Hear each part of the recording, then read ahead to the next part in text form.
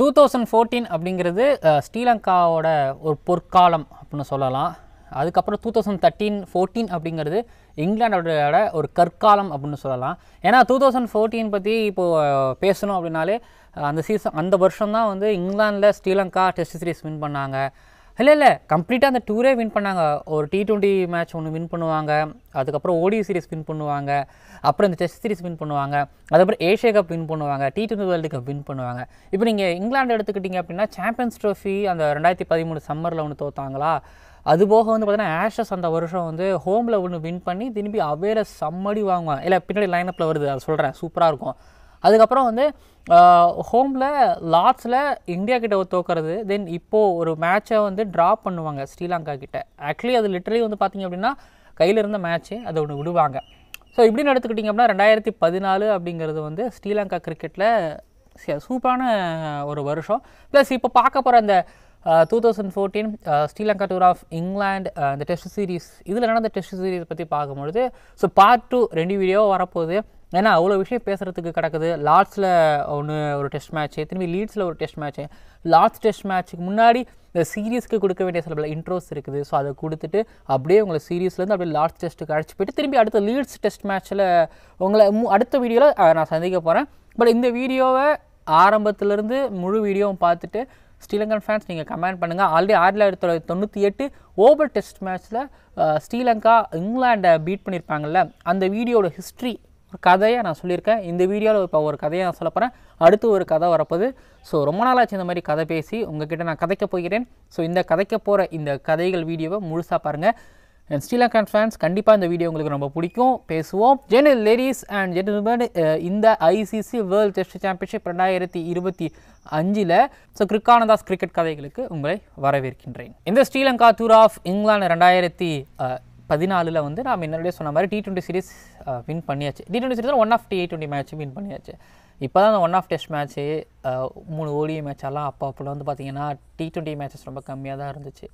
என்ன தான் T20 அப்போ கொஞ்சம் பிரபலமாக இருந்தாலும் அது ஸ்ரீலங்கா வின் பண்ணிட்டாங்க. அதுக்கப்புறம் ODI சீரீஸும் ஸ்ரீலங்கா வின் பண்ணிட்டாங்க. அடுத்தது டெஸ்ட் சீரீஸை ஸ்ரீலங்கா ஜெயித்தாங்க. பட் இந்த சீரீஸ் ஆரம்பிக்கிறதுக்கு முன்னாடி, இந்த டூர் ஆரம்பிக்கிறதுக்கு முன்னாடி இருந்த விஷயங்கள்லாம் நான் சொல்லிடுறேன்.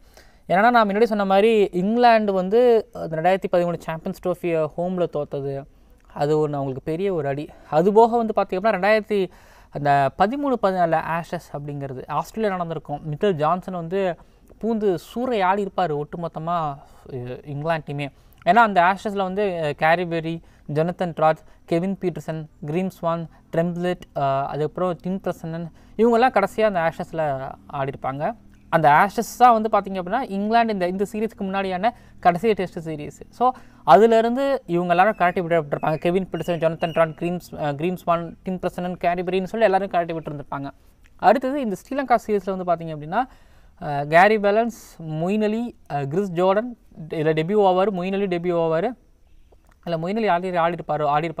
அப்புறம் பிளங்கண்ட் இருப்பார். சாம் ராப்சனை வந்து இதில் கூப்பிட்டுருந்துருப்பாங்க. ஸோ ஆக்சுவலி ஆஷஸில் தோத்தாலும் தென் டீமில் ஸ்டே பண்ணதுன்னா அலிஸ்டர் குக்கு, இயான் பெல் ஸ்டே பண்ணியிருப்பார். அப்புறம் இந்த சீரீஸ் முடிஞ்சது அப்புறம் வந்து பார்த்திங்கன்னா மெட் பிரேயர்லாம் வந்து பார்த்திங்கன்னா கழட்டி விடப்பட்டிருப்பார். ஜாஸ் பட்டர் உள்ளே கொண்டு வந்திருப்பாங்க, ஓக்ஸ் உள்ளே வந்திருப்பாங்க.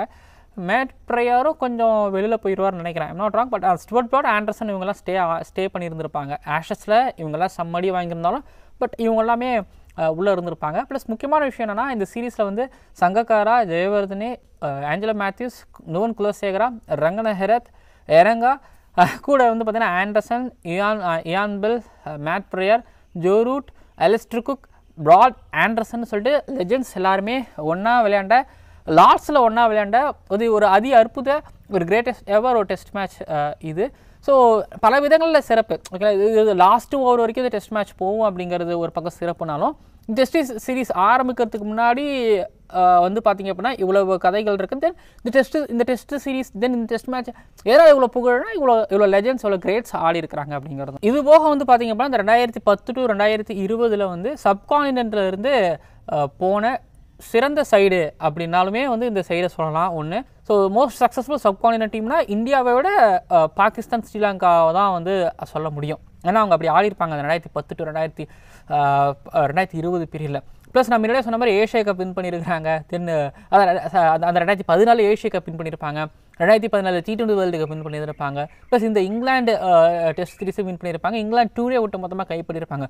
ஸோ ஃபார் இங்கிலாண்டோட ஒரு ஸ்ரீலங்காவோட ஒரு பொற்காலம் இருக்குல்ல, ஸ்ரீலங்காவோட ஒரு பொற்காலம். ஏன்னா இந்த காலகட்டத்தில் தான் வந்து பார்த்திங்கன்னா உங்களுக்கு ஜெயவர்தனே, சங்ககாரா, நுவன் குலசேகரா, ஆஞ்சலா மேத்யூஸ் ஒரு பக்கம், நான் மலிங்கா ஒரு பக்கம் இருப்பார், ரங்கன ஹெரத் ஒரு பக்கம் இருப்பார். ஸோ இந்த டீம் தான் வந்து பார்த்திங்கன்னா இப்போது எப்படி சொல்கிறதா உங்களுக்கே தெரியும். இந்த டீம் அப்படியே 2015 அப்புறம் அப்படியே போவாங்க, ஸ்ரீலங்காவோட கிரிக்கெட்டும் அப்படியே கீழே போகும். ஸோ அவங்களோட கடைசி காலகட்ட ஹனிமூன் டேஸில் வந்து ஸ்ரீலங்கா இருந்த ஒரு காலகட்டத்தில் ஒரு சிறப்பான ஒரு லாஸ்ட் டெஸ்ட் மேட்ச், ஒரு லீட்ஸ் டெஸ்ட் மேட்ச், ஒரு சிறப்பான ஒரு சீரிஸ் வந்து ஆடிட்டு போவாங்க. தென் நீங்கள் இங்கிலாந்து சைட்லேருந்து எடுத்துக்கிட்டீங்க அப்படின்னா 2015-16 லெஸ்டருக்கு வந்து இந்தியா சீரீஸை விட வந்து இந்தியா சீரீஸ்க்கு அப்புறம் ஒரு கேப்டன்சி பண்ண மாட்டேன், ரிட்டையர்ட் ஆகிற ரூட் கையில் வரும். ஸோ ரூட் வந்து பார்த்திங்கன்னா இந்த காலகட்டத்தில் தான் வந்து இந்த Fab 4 அப்படிங்கிற பேச்சு லைட்டாக அடிபட ஆரம்பிச்சது. இந்தியாவிலேருந்து விராட் கோலியை அவங்க முன்னிறுத்தினாங்க, இங்கிலாந்துலேருந்து ஜோ ரூட்டை முன்னிறுத்தினாங்க. அப்புறம் ஸ்டீவ் ஸ்மித் அப்போ தான் ரைஸ் ஆன டைம் இல்லை, ஆமாம் அவர் முன்னிறுத்த ஆரம்பித்தாங்க. ஆமாம் அவர் ரைஸ் ஆன டைம். லைக் சண்டிமலுமே அந்த கால டைமில் ஸ்ரீலங்கா சைட்லேருந்து பேச ஆரம்பித்தவங்கன்னு நினைக்கிறேன். தினேஷ் சந்திமல் இருந்தார். ஸோ அந்த Fab 4ங்கிறது ஆரம்பித்தது அப்போ தான். டிவிலியர்ஸ்லாம் இப்போ பீக்கில் இருந்த ஒரு காலகட்டம் அப்படிங்கிறது அதுதான். ஸோ ஸ்ரீலங்கா சைடு எடுத்துக்கிட்டிங்க அப்படின்னா லெஜெண்ட்ஸ் இருக்காங்க. தென் பவுலிங் வந்து பார்த்திங்கன்னா ஒரு சிறப்பாலாம் கிடையாது, ஃபாஸ்ட் பவுலிங் அப்படிங்கிறது. ரங்கன ஹெரத் ஒரு பக்கம் அப்படின்னா, இந்த பக்கம் இங்கிலாந்து பொறுத்த வரைக்கும் அவங்க ஆல்ரெடி அடி வாங்கிட்டாங்க, உங்களை ஆஷஸில் அடி வாங்கிட்டு தென் டீமை ரீபில்டு பண்ணிட்டு வந்துட்டுருக்காங்க. ஸோ எடுத்துக்கிட்டிங்கன்னா ரெண்டு டீமும் ஒரு மாதிரி ஈக்குவலான ஒரு டீம் தான். டெஸ்ட் சீரிஸ் ஆரம்பிக்குது, லார்ட்ஸில் டெஸ்ட் மேட்ச்சு. லார்ட்ஸ் இங்கிலாந்துக்கு வந்து பார்த்திங்கன்னா அவ்வளோ சிறப்பான ஒரு ரிசல்ட் எப்பயுமே கொடுத்தது கிடையாது. ஈவன் இந்தியா கடைசியாக போய் அடி கொடுத்துட்டு வந்தாங்க. அதுக்கு முன்னாடி 2014 எம்எஸ் கேப்டன்ஸில் அடி கொடுத்துட்டு வந்தாங்க. பாகிஸ்தானு கொடுத்துருக்குறாங்கன்னு நினைக்கிறேன். அவங்களுக்கு இந்த லார்ட்ஸ்னாலே கொஞ்சம் ஒரு மாதிரி பிரச்சனை தான், எப்போயுமே அது அவங்களுக்கு இருந்துக்கிட்டு தான் இருக்கும். அது இங்கிலாண்டே ஒத்துப்பாங்க. ஓகே, இந்த டெஸ்ட் மேட்ச் எடுத்துக்கிட்டிங்க அப்படின்னா ரூட் 200 செம்மடி. ரூட்டோட இந்த 200 அவரோட சொல்கிறது இந்த Fab 4 புஷ் பண்ணுறதுக்கு இந்த 200லாம் வந்து பார்த்திங்கன்னா ரொம்ப ஹெல்ப்ஃபுல்லாக இருந்துச்சு. ஸோ இவர் ஒரு பக்கம் அப்படின்னா இந்த பக்கம் 2 கிரேட்ஸ்,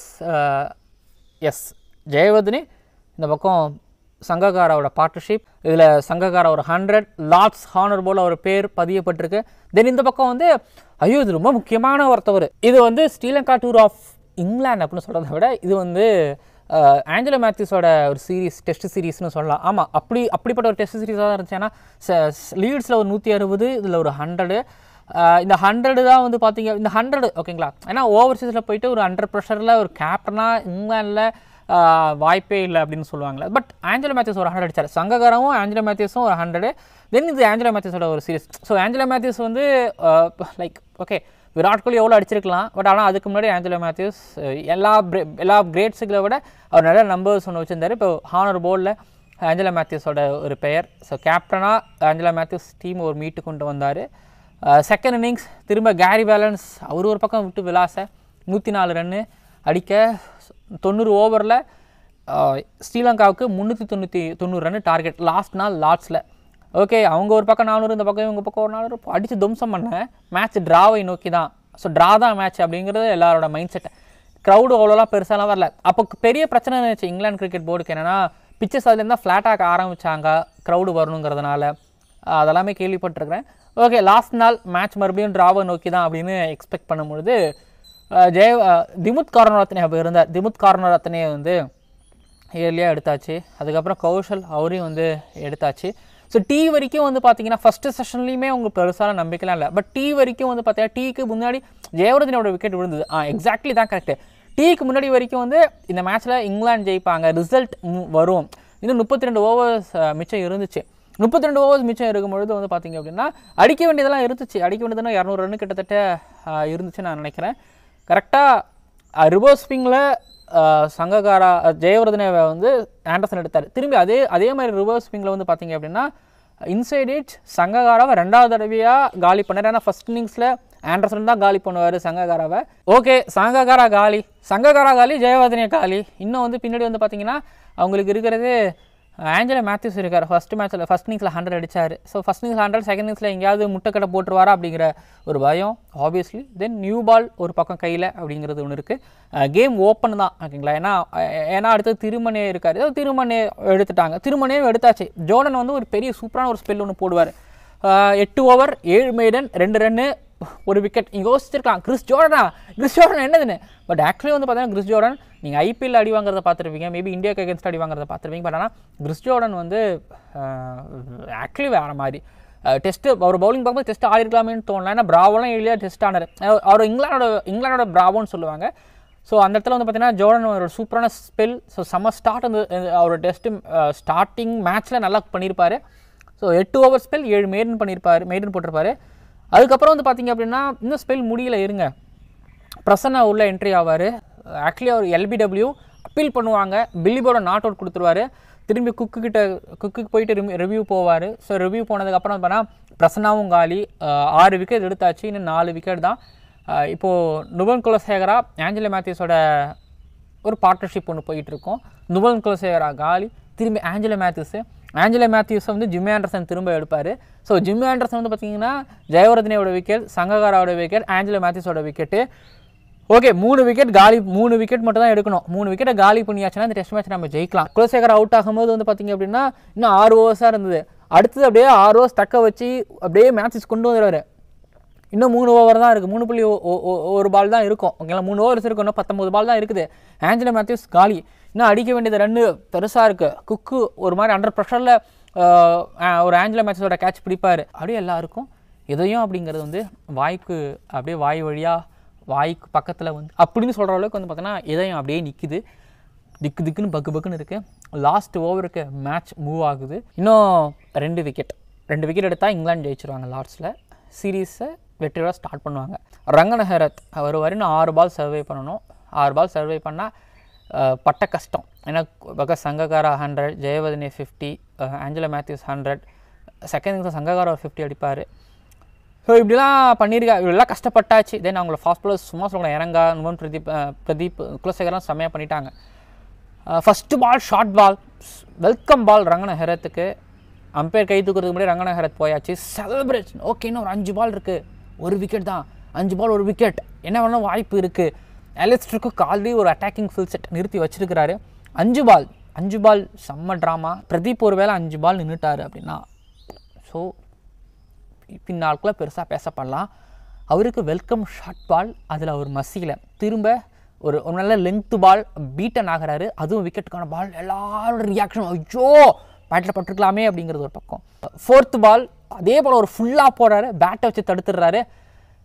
எல்லாரும் ஐயோ தடுத்துட்டாரேங்கிறது. அடுத்து 5th பால்னா 2 பால் தான் இருக்குது. 1 விக்கெட் 2 பால் 1 விக்கெட். 2 பால் தடுத்துட்டா ஸ்ரீலங்காவுக்கு பயன்தான் யூஸ் தான். ஏன்னா ட்ரா ஆச்சுன்னா.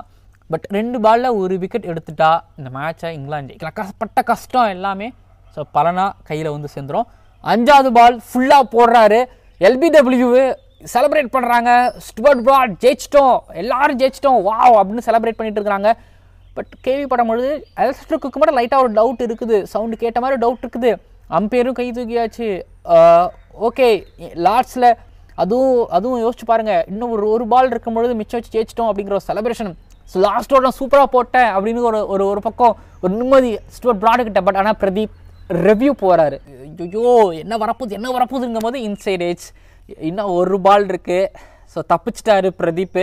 இன்னும் 1 பால் 1 விக்கெட். 1 பாலை தடுத்தால் அதாவது பிரதீப் 1 பாலில் அவுட் ஆகாமல் இருந்தால் ஸ்ரீலங்கா அந்த மேட்சை ட்ரா பண்ணும். ஒருவேளை அந்த 1 பாலில் ஸ்டுவர்ட் பிராட் விக்கெட் எடுத்து இங்கிலாண்டை இந்த கிரேட்டஸ்ட் ஒரு லாஸ்ட் டெஸ்ட் மேட்ச்சில் ஜெயிச்சு கொடுப்பாரா? 1 விக்கெட் அந்த 1 பால் வெற்றி தீர்மானிக்க அந்த 1 பால் 5 ஸ்லிப்பு, ஒரு லெக் ஸ்லிப்பு, ஒரு ஷார்ட் ஒரு என்ன சொல்கிறது ஒரு ஃபார்வர்ட் ஷார்ட் லெக்கு, ஒரு சில்லி பாயிண்ட் வச்சு போடுறாரு. விக்கெட் கீப்பர் ஸ்டுவர்ட் பிராட் இந்த பக்கம் பவுலிங்கில் போடுறாரு. அவுட் சைடு எட்ஜு பேட்டில் பட்டது. கிறிஸ் ஜோர்டனுக்கு கையில் பால் போகுது. ஆனால் 1 பிச்சில் போகுது. ஒரு வழியாக பிரதீப் சர்வை பண்ணுறாரு. ஒரு வழியாக இந்த மேட்சை பிரதீப் ஸ்ரீலங்காவை காப்பாற்றி கொடுக்குறாரு. ஸ்ரீலங்கா இந்த லார்ட்ஸ் டெஸ்ட் மேட்ச்சில் தோல்வியிலிருந்து தப்பிக்கிறாங்க. ஒரு பக்கம் அலிஸ்டர் குக் ஃபர்ஸ்ட் ஸ்லிப்பில் உட்காந்துட்டாரு. மேட் ப்ரையர் ஒரு பக்கம் உட்காந்துட்டாரு. ஸ்டுவர்ட் பிராட் ஐயோ போச்சு அப்படிங்கிற ஒரு பக்கம், இதப்பா எப்படி அந்த மேட்சை வந்து ட்ரா பண்ணிட்டோன்னு சொல்லிட்டு ஸ்ரீலங்கா சைட்லேருந்து ஒரு பக்கம், திரும்பவும் ஒரு தடவை டெஸ்ட் கிரிக்கெட் இஸ் அலைவ் அப்படிங்கிற மாதிரி இருந்தது. அண்ட் லாட்ஸ் பெரிய ஐகானிக் டெஸ்ட் மேட்சஸ் எல்லாம் கொடுத்துருக்கு. பட் இந்த மாதிரியான ஒரு ஐகானிக் டெஸ்ட் மேட்சையும் கொடுத்துச்சு. ஸோ சூப்பரான ஒரு கதை என்னை பொறுத்த வரைக்கும் அந்த லார்ட்ஸ் டெஸ்ட் மேட்ச் பற்றி உங்ககிட்ட ஷேர் பண்ணிக்கிட்டதில். சரி 1-0 இங்கிலாந்து லீடு எடுத்துருக்கலாம், ஆனால் அந்த வாய்ப்பு பறிக்கப்பட்டுச்சு. சரி அடுத்தது லீட்ஸ் போவோம் அப்படின்னு சொல்லிட்டு லீட்ஸுக்கு போகும்பொழுது எஸ் அப்புறம் player of the match award ரூட்டுக்கு கொடுத்தாங்க. 200 ரன் அவர் அடித்தார்ல கொடுத்தாங்க. அண்ட் ஹானர் போலர் ரூட்டோட பேர், அதுக்கப்புறம் சங்கக்காரோட பேர், ஆஞ்சலா மேத்யூஸோட பேர். ஸோ லீட்ஸில் யார் ஜெயிக்கிறாங்களோ அவங்க தான் வந்து பார்த்திங்க அப்படின்னா இந்த சீரீஸை ஜெயிக்கிறவங்க. ஸ்ரீலங்கா ஆல்ரெடி வந்து பார்த்திங்கன்னா அவங்க கைகள் ஓங்கி தான் இருக்குது, ஏன்னா ஒயிட் பால் சீரீஸ் அவங்க பக்கம். இந்த வருஷம் அவங்களுக்கு நல்ல ஒரு வருஷம். பட் லாஸ்ட்டு ஓவர் மறக்கவே முடியாதுன்னா ரங்கநாயகத்துக்கு ஃபஸ்ட்டு பால் விக்கெட், இன்னொரு விக்கெட் எடுத்தால் விக்ட்ரி. டெய்லண்ட் இருக்க ஸ்டுவர்ட் பிராட் போகிறாரு. So short ball beaten, full ball full review, அதுலேயே ரிவ்யூ போய் அதில் நாட் அவுட்னு வந்து சர்வை பண்ணி last ball outside edge ஆகி 1 pitch கேட்ச் எல்லாமே நடந்திருக்கு. Short ball out, beaten, short ball, சூப்பரான ஒரு லாஸ்ட் டெஸ்ட் மேட்ச். ஸ்ரீலங்காவோட கிரேட்டஸ்ட் எவர் டெஸ்ட் மேட்சஸ்னு எடுத்துகிட்டா அதில் எதுவும் வரும். ஓகேங்களா. தென் இந்த லாஸ்ட் கதைகள் இதோட நிறைவடைந்தது. இதில் ஆண்டர்சன் வர்சஸ் சங்கக்காரா நல்லா இருந்திருக்கும். நீங்கள் ஹைலைட்ஸ் பார்த்தீங்கன்னா உங்களுக்கு தெரியும். தென் இது போக வந்து பார்த்தீங்கன்னா இதில் இப்போ ஜோர்டன் நல்லா பண்ணியிருப்பார், அதுவும் உங்களுக்கு நல்லாவும் தெரியும். சரிங்களா. ஸோ சூப்பரான ஒரு டெஸ்ட் சீரீஸ் ஸோ ஸ்டார்ட் ஆச்சு சூப்பரான ஒரு வகையில். சில நேரங்களில் இந்த ட்ராங்கிற ரிசல்ட் நல்ல ரிசல்ட் தான். பட் ஆக்சுவலி வந்து பார்த்திங்கன்னா ரிசர்வ்டு யார், இங்கிலாண்டை விட ஸ்ரீலங்காவை விட இங்கிலாண்டான்னு கேட்டிங்கன்னா இங்கிலாண்டு ஒரு மாதிரி லாஸ்ட்டாக செம்மையாக ஃபைட் பண்ணாங்க. லாஸ்ட் டேயில் ஒரு மாதிரி ஸ்ரீலங்கா தடுமாறினாங்க. ஸோ அதனாலவே இங்கிலாண்டுக்கு இந்த மேட்ச் ஜெயிச்சிருக்கலாம் அப்படிங்கிற மாதிரி ஒரு பக்கம். பட் ஓகே, அடுத்து நம்ம ஸ்ரீலங்காவோட லீட்ஸ் டெஸ்ட் விக்ட்ரி பற்றி அடுத்துக்கு காணாத கிரிக்கெட் கதைகளில் பார்க்கலாம்.